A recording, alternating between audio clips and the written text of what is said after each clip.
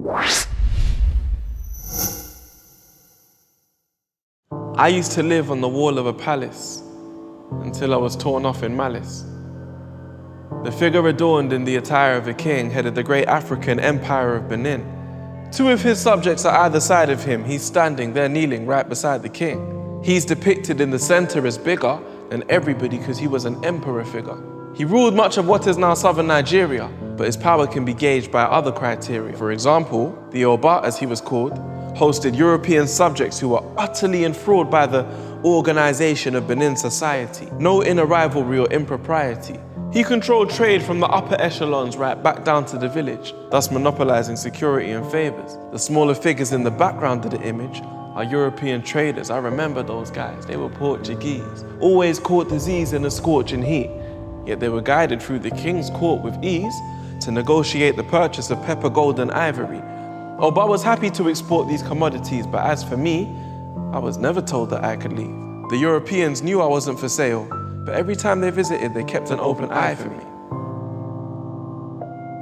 Now, over the 16th and 17th centuries, the kings continued to trade pepper, gold and ivory, and other goods exclusive to our soil, most commonly rubber and palm oil. Since our exports were much distinguished, they attracted business from the Dutch and English, whose ships gave a direct link to Western markets. We were their only suppliers. The rest departed, leaving our king to monopolise trade in the area, which gave him a warier outlook of the Western visitors, who used some Africans as partners, the rest as prisoners. Anyway, back to me. Oba and his officials are in the foreground, as you can see, to convey their dominance of the relationship, because they were commonly accommodating trading ships that were often laden with brass from European nations before all the invasions. The people of Benin made art with the brass, and all of the images charted the past. That's why every single scene covers kings and queen mothers. I was on the palace wall of the man that balanced all of the land. Now, by the late 19th century, the Oba suspected Britain's only ambition was colonialism. And even though he envisioned a continuation of this harmonious system, if we sever ties, we won't be imprisoned. So in 1896, when he ended the trade agreement, the British decided to invade the region. They requested a meeting with the trade official, but arrived in Benin concealing blades and pistols.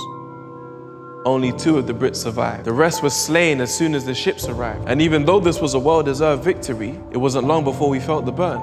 Literally. The British response was 1,000 Marines.